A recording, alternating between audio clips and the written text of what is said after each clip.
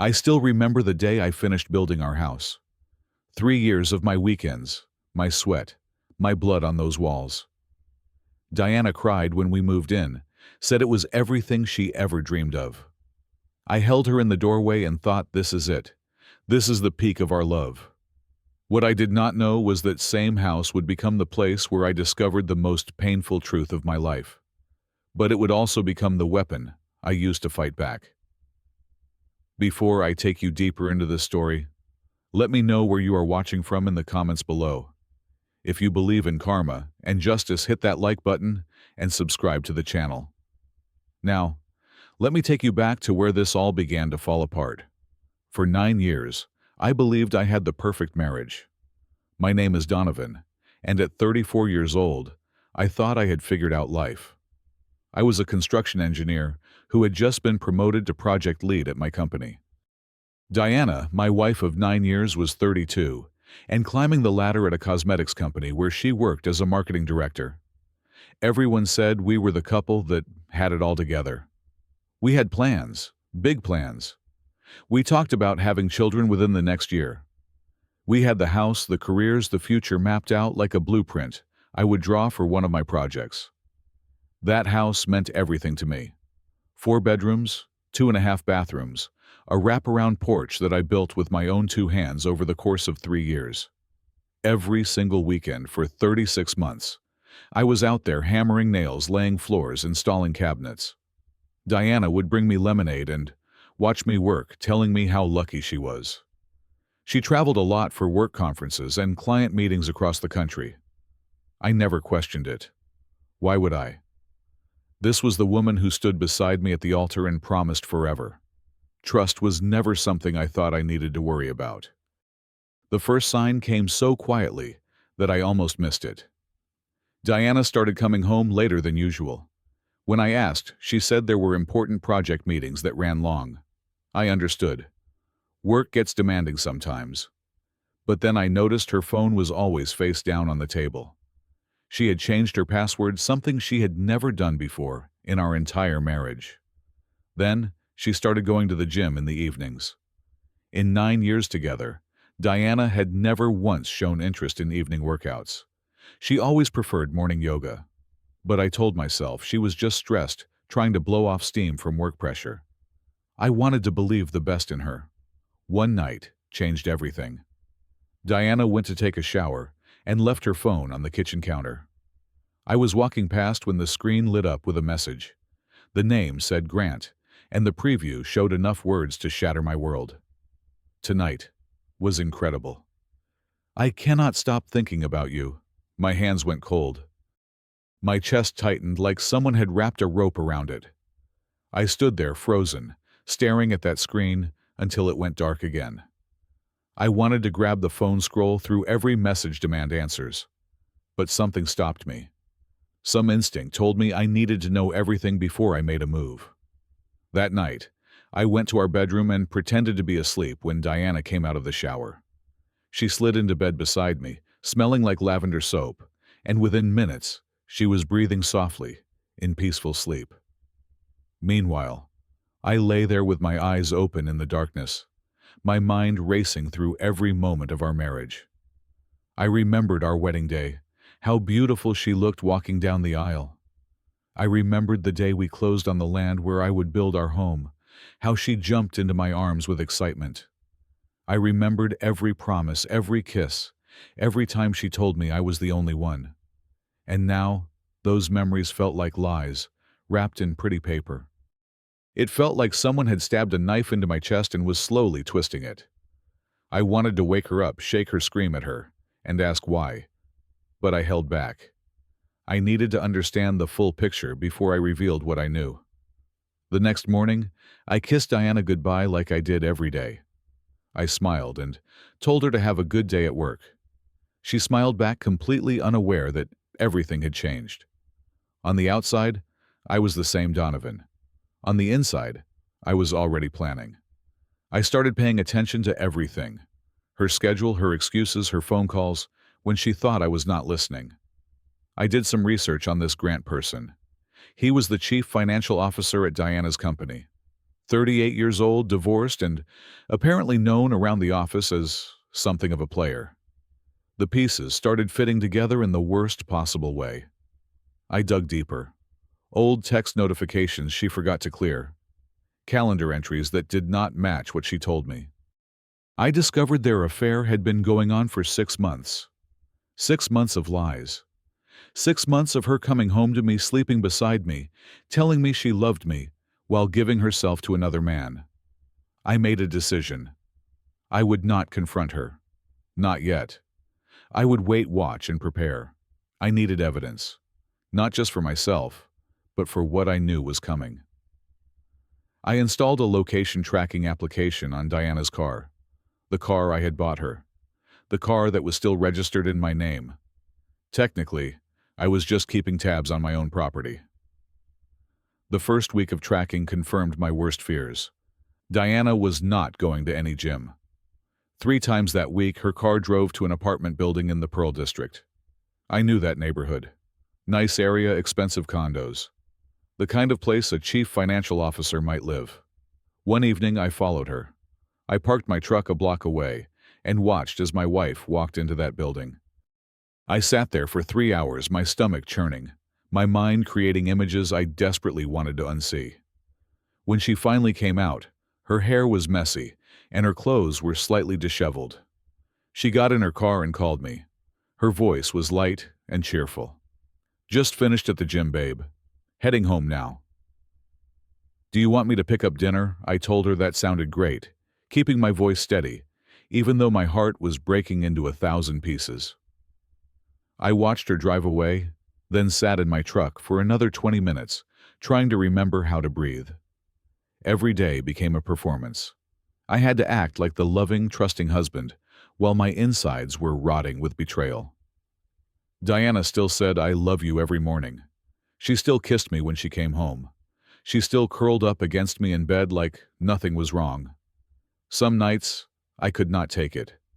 I would slip out to the garage and sit on the concrete floor in the dark, letting the tears fall where no one could see them. I looked at the walls of the house I had built with these hands, thinking about every nail I had hammered, every board I had cut. All that work, all that love poured into creating a home for us.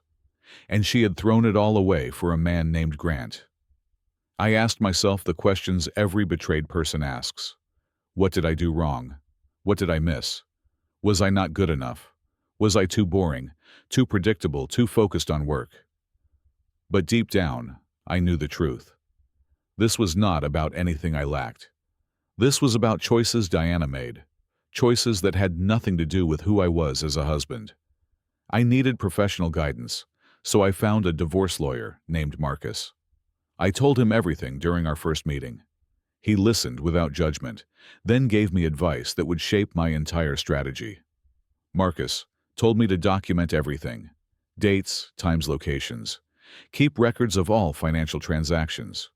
Most importantly, do not let her know I was aware. The element of surprise would be my greatest advantage. Following his advice, I started reviewing our joint bank accounts. What I found made my blood run cold. Over the past 6 months, Diana had withdrawn over $15,000 in cash. The withdrawals were listed as personal shopping expenses, but when I cross-referenced them with actual receipts and credit card statements, there was no matching documentation. That money had vanished. $15,000 of our savings, likely spent on hotel rooms, expensive dinners, gifts for her lover. Every withdrawal was another knife in my back. But that was not the worst discovery. I found a credit card statement showing 2 plane tickets to Seattle from 2 months earlier. Diana had told me she was going on a work trip that weekend. I called her company's human resources department, pretending to be verifying employment for a loan application. I asked about company travel records. There was no authorized business trip to Seattle during that time period. She had flown to Seattle with Grant for a romantic getaway on my dime. Using a fake social media account, I found Grant's Instagram. There it was a photo of a fancy hotel lobby in Seattle posted that same weekend. He had not tagged Diana, but I could see a reflection in the window behind him. A woman with familiar brown hair. I saved everything. Screenshots, bank records, phone bills. I built my case piece by piece like constructing a building. Foundation first, then the framework, then all the details that would make it stand strong. Then something unexpected happened. Karma started doing its work without any help from me. Diana's company announced a major restructuring. Departments were being merged, positions eliminated, and executives closely examined. Grant found himself under internal investigation for suspected financial irregularities. Someone had noticed discrepancies in the accounting books he oversaw. Rumors started spreading through the office. People were talking about Grant and his various romantic entanglements, including his relationship with a certain marketing director. Diana came home stressed and irritable, complaining about coworkers spreading lies about her. I played the supportive husband. I rubbed her shoulders and told her people were just jealous of her success. Inside, I felt nothing but cold satisfaction watching the first cracks appear. The promotion Diana had been working toward for 2 years vanished. She was quietly removed from the candidate list for vice president of marketing. No explanation given, but everyone knew why. Her reputation had been tainted by association with Grant. She cried in my arms that night, saying she did not understand why she was being treated so unfairly after all her hard work. I held her close and made comforting sounds while my heart remained frozen. I knew this was just the beginning of what she deserved. But I had bigger plans than letting karma do all the work. The dominoes kept falling. Grant was officially terminated for financial fraud. The scandal exploded across the company, and suddenly, everyone knew exactly who had been sleeping with the disgraced executive. Diana found herself completely isolated at work. Former friends avoided her in the hallways. Meeting invitations stopped coming. She was being professionally quarantined. She came to me in tears, asking if she could quit her job and look for something new. I agreed, playing the supportive spouse perfectly. Of course, honey. Your mental health is more important than any job. We will figure it out together. What she did not know was that I had already figured everything out. Every move was calculated, every response rehearsed. I was playing chess while she did not even know we were in a game. A few weeks after Grant was fired, Diana started acting strange. Anxious, checking her phone constantly, sometimes crying in the bathroom when she thought I could not hear. I eventually discovered why. Grant had contacted her desperate for help. He needed money for his legal defense. He made promises about starting over together once his legal troubles were resolved. Without telling me, Diana withdrew another $10,000 from our savings account. I watched the transaction appear on my banking application and felt nothing. I had already moved my own money to accounts she could not access. Every dollar she gave to that man was another nail in her own coffin. 2 weeks later, Grant disappeared. He changed his phone number, deleted his social media, and fled the city to avoid prosecution. He had taken Diana's money and abandoned her completely. Diana was devastated. She spent days crying, barely eating, telling me she had lost a close friend going through hard times. The lie was so pathetic I almost felt sorry for her. Almost. I think she believed that was her punishment. Grant using her and leaving, losing her job prospects, being humiliated at work. She started trying to make things right with me, though she never actually confessed what she had done. She began cooking elaborate dinners, cleaning the house more than usual, initiating intimacy like we were newlyweds again. She suggested we start trying for a baby immediately. She proposed a second honeymoon to reconnect and strengthen our relationship. I agreed to everything with a smile. Sure, let us try for kids. Absolutely, a vacation sounds wonderful. Every yes bought me more time to finalize my preparations.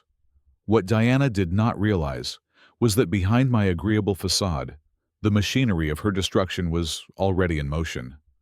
Marcus had completed all the divorce paperwork. I had documented everything, every betrayal, every stolen dollar, every lie. I had consulted with a forensic accountant who could testify about the misappropriated marital funds. The bomb was planted. I was just waiting for the perfect moment to detonate it. That moment came on a Saturday afternoon in October. Diana's parents were celebrating their 40th wedding anniversary, and the entire extended family had gathered for a party at their house. Aunts, uncles, cousins, family friends. Around 50 people packed into the backyard, under a white tent, celebrating 4 decades of love and commitment. Diana was radiant that day, playing the role of the devoted daughter and loving wife. She introduced me to distant relatives as her perfect husband, the man who built their beautiful home with his own hands. Her father gave a speech about the importance of loyalty and faithfulness in marriage, looking at Diana and me as examples for the younger generation to follow. The irony was so thick, I could taste it. Then came the moment I had been waiting for. Diana's mother asked me to say a few words. Just a short toast, she said. Share what marriage means to you. I stood up slowly, feeling the weight of what I was about to do. I smiled at the crowd, these good people who had welcomed me into their family for 9 years. I thanked them for their kindness and love. I talked about how much I valued family honesty and trust. Then my voice changed. But I think it is time everyone knew the truth about the woman I married. The confusion on their faces shifted to concern as I pulled out my phone.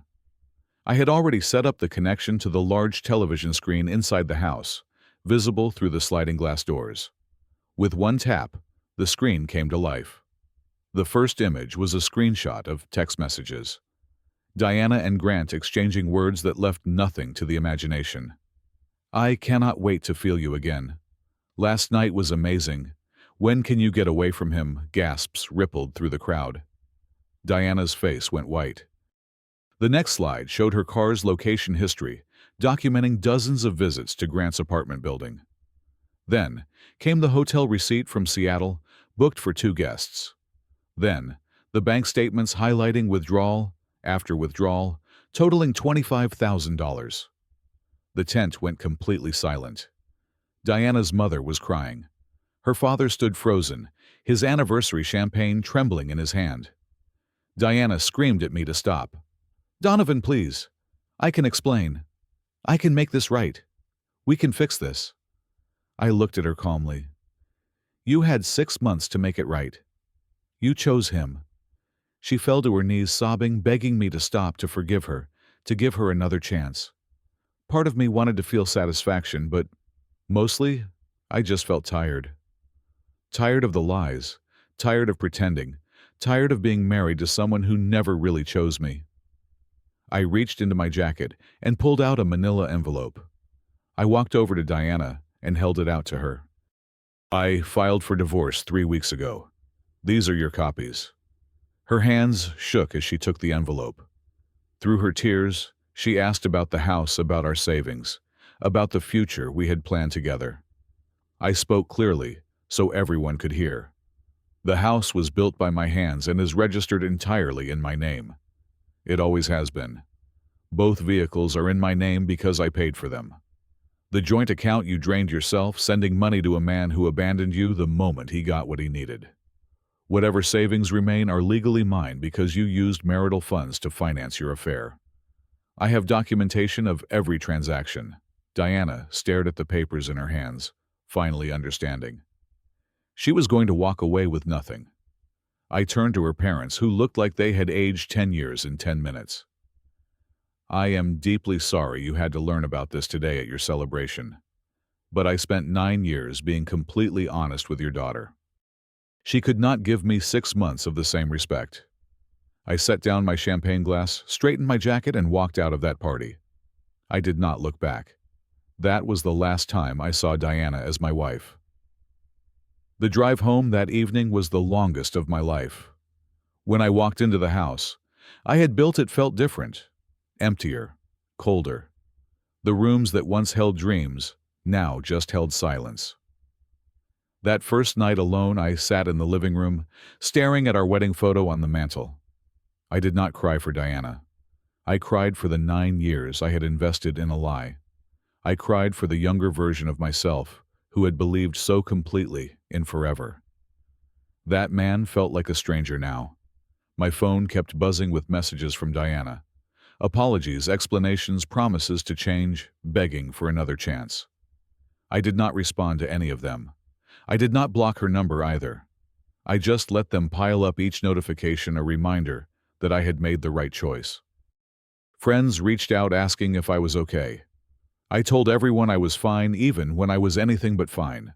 Work became my refuge. I threw myself into projects, staying late, volunteering for extra assignments, anything to avoid coming home to that empty house. For 3 months, I operated on autopilot. Wake up, go to work, come home, sleep, repeat. Food lost its taste. Music lost its meaning. I was going through the motions of living without actually feeling alive. The breakthrough came from an unexpected source. A coworker named Patrick invited me to join him for a weekend hiking trip. I almost said no. Social activities felt like too much effort. But something pushed me to accept. That Saturday morning, we drove out to Mount Hood.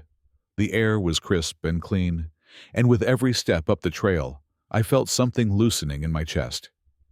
By the time we reached the summit, I was breathing harder than I had in months, and not just from the climb. Standing at the top, looking out at the vast expanse below, something shifted inside me. The world was so much bigger than my failed marriage. Life stretched out in every direction, full of possibilities I had forgotten existed. I started joining Patrick's hiking group regularly. I met new people who knew nothing about my divorce, who just accepted me as the guy who showed up on Saturday mornings, ready to climb. Among them was an older gentleman named Harold, maybe 65, with kind eyes and a quiet strength. One day, Harold told me his story. His wife had cheated on him 20 years ago. He had spent years bitter and angry, letting that betrayal define him. Then one day, he realized he was giving her power over his life even after she was gone. He said something I will never forget. The best revenge is living well. But real peace comes when you stop needing revenge at all. Those words rewired something in my brain. I had gotten my revenge. I had exposed Diana publicly, taken back everything that was mine, left her with nothing. But was I at peace? Not even close. I was still carrying the weight of what she had done, letting it shape every day. A few months later, my company offered me the opportunity to lead a major project in San Francisco. It meant relocating, leaving Portland behind, starting completely fresh. I did not hesitate. I put the house on the market. The house I had built, board by board, nail by nail. A young couple bought it, newlyweds excited to start their life together. I hoped they would have better luck than I did. On my last day in Portland, I stood in the empty living room one final time. I waited for the pain to come, the grief, over what that house was supposed to represent. But all I felt was gratitude. Gratitude for the lessons, for the strength I did not know I had, for the chance to begin again. San Francisco welcomed me with fog and possibilities. I found a small apartment with a view of the bay. It was not much, but it was mine.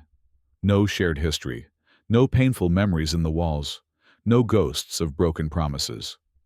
I started learning things I had always wanted to try. I took cooking classes on Tuesday nights. I bought a guitar and found YouTube tutorials.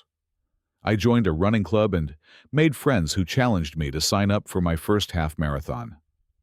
Life as a single man was not perfect. There were lonely nights and moments of doubt.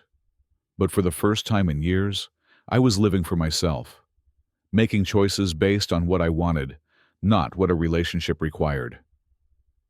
About a year after I moved, I heard news about Diana through a mutual friend. She had moved back in with her parents. She was working a low-level retail job while trying to rebuild her career. No one in the industry would hire her after the scandal. Grant had been convicted and sentenced to 18 months in prison for financial fraud.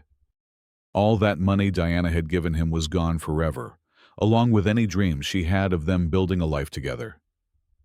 When I heard all this, I searched myself for feelings, satisfaction, vindication, maybe even a little pity. But there was nothing.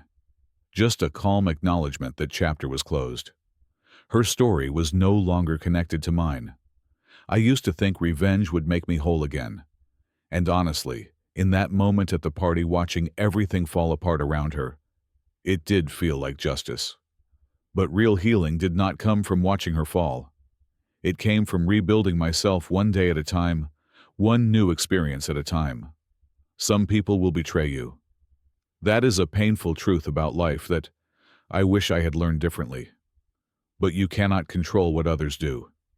You can only control how you respond, how you rebuild, how you move forward. I do not know what the future holds. Maybe I will find love again. Maybe I will not. But I know one thing for certain. I will never lose myself in someone else's story again. This time, I am writing my own. And that story is just getting started. So let me ask you this. Have you ever had to rebuild yourself after someone broke your trust? How did you find the strength to move forward? Share your story in the comments below. I read every single one, and sometimes knowing we are not alone is the first step toward healing. If this story resonated with you, please give it a like. If you want to hear more stories about real people facing real challenges, hit that subscribe button and turn on notifications so you never miss an upload. And if you know someone who might need to hear this today, share this video with them. Thank you for spending this time with me. Whatever you are going through, remember that your story is not over. The next chapter is waiting to be written, and you are the only one holding the pen. Take care of yourself, and I will see you in the next one.